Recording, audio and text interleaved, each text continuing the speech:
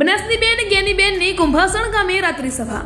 પાલનપુર તાલુકાના કુંભાસણ ગામે જ્ઞાનીબેનની સભા યોજાઈ, જેમાં જનસેલાબ ઉમટી બનાસકાંઠા જનતા જાણે પરિવર્તનના મૂડમાં હોય તેમ હજારોની સંખ્યામાં આશીર્વાદ આપવા તેમજ સ્વાગત માટે એકઠી થઈ હતી તેમજ જ્ઞાનીબેનનું જોરદાર સ્વાગત કર્યું હતું। કેપી ઠાકોર, કેપીટીવી ગુજરાતી, બનાસકાંઠા।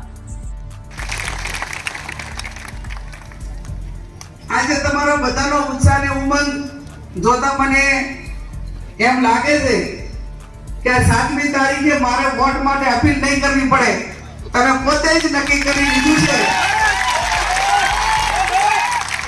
કે બનાસની બેન જ્ઞાનીબેનને આપણો કિંમતી, પવિત્ર અને અમૂલ્ય વોટ જે આપવાનો છે એ વોટના બદલામાં હું તમને એટલી ખાતરી આપું છું કે તમારો કિંમતી, પવિત્ર અને અમૂલ્ય મતનો ક્યાંય વેપાર નહીં થાય એની આપને હું તમને ખાતરી આપું છું।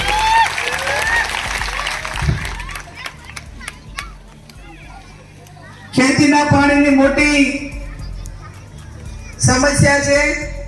મેં આજે ત્યાં લાકડી મુકામે પણ વાત કરી હતી કે વર્ષો પહેલા જે યોજના બની હતી ચીમનભાઈની સરકારમાં, એમને છે કે આપણા ધાણધાના ગામોથી કરીને આ બાજુની યોજના આખી અમલમાં મૂકી હતી। સમયને સંજોગે વાંકડ કરતા હોય, શાસન કરતા હોય, એ યોજનાની આખી રૂપરેખા બદલી નાખી। હવે ઓલા નેવાના પાણી મોભે ચડાવવા માટેની વાત કરે છે।